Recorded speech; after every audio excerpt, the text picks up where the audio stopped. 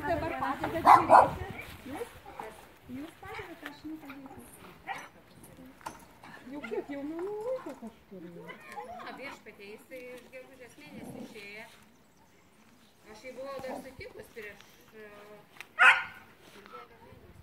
Sakykite, padovanosim, padėsim tikrai, bet dar galite truputį pagloboti, palaikyti, kad maištuką atvežčiau.